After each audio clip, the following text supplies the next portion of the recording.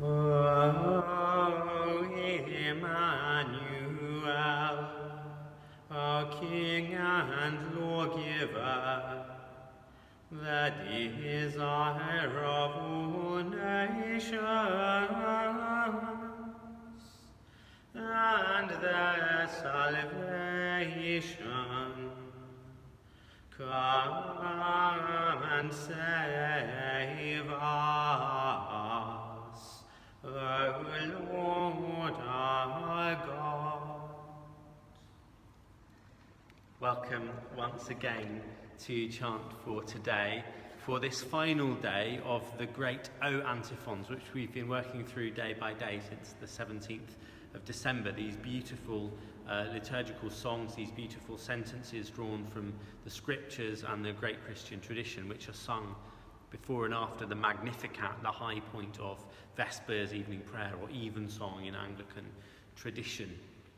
Today, O Emmanuel, of course, a reminder of the carol, the hymn, which many of us will know, which brings together these 7 antiphons in a simpler, in a versified form. O come, Emmanuel, which starts here at the end of the liturgical cycle.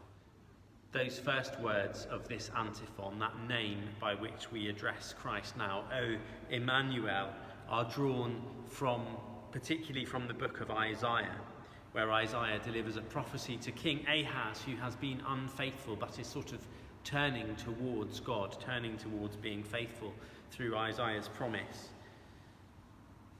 Isaiah says to him, "Therefore the Lord himself will give you a sign. Look, the young woman is with child and shall bear a son and shall name him Emmanuel," which means God with us.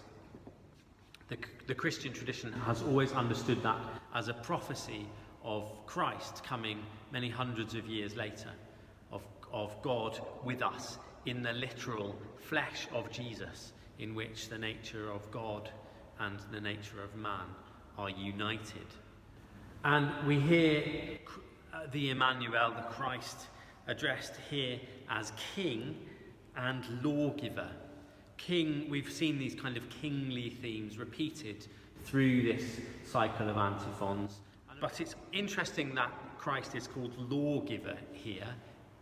Of course, Jesus didn't give, in any sense, a kind of codification of the law. He's not a lawgiver in the way that Moses is, giving very explicit instructions to people. But perhaps there's a reference here to what's known as the summary of the law.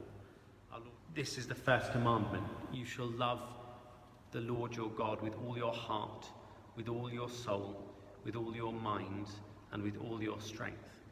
And the second is like it. You shall love your neighbour as yourself. This, love is the fulfilment of the law. That in this, loving God and loving your neighbour, all that else that we might plead for, all else that we might hope for from a law, all the order, all the wisdom, all the kingly reign we might hope for, we might need, all the help we might need, is fulfilled in this law of love.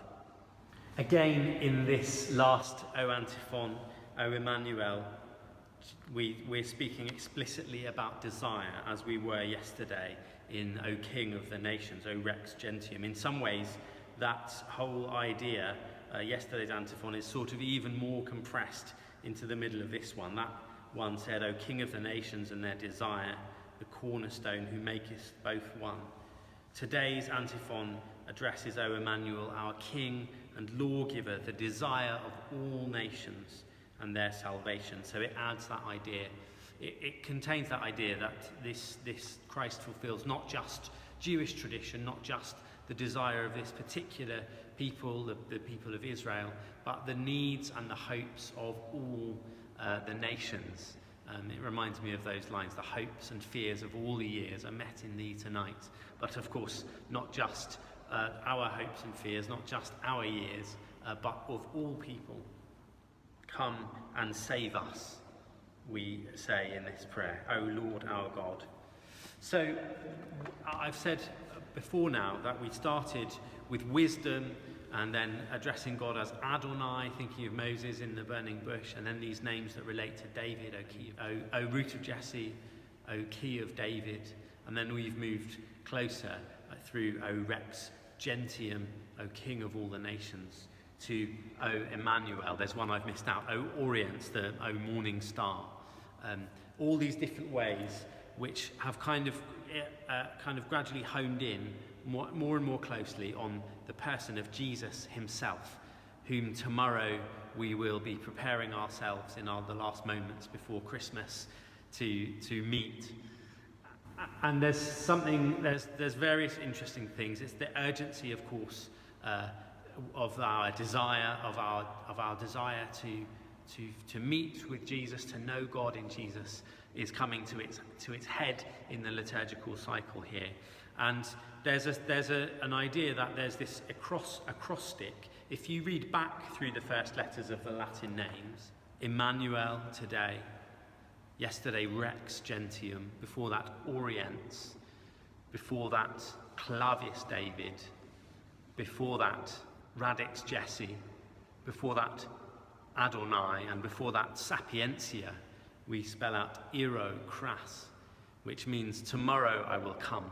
So there's almost contained in this, not quite a joke, but an allusion, a payback to those who faithfully recited the antiphons, who have prayed, who have longed for God in these days, that he is coming. There is the assurance that God is coming to save us. As always, there's so much that could be said about these antiphons.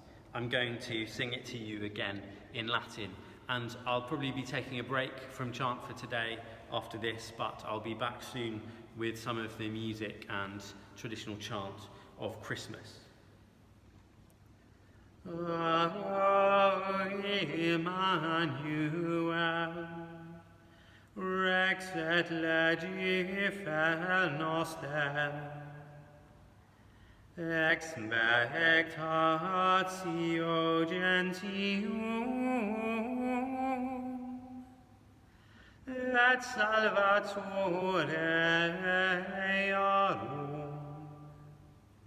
veni et salvandum nos, Domine Deus noster.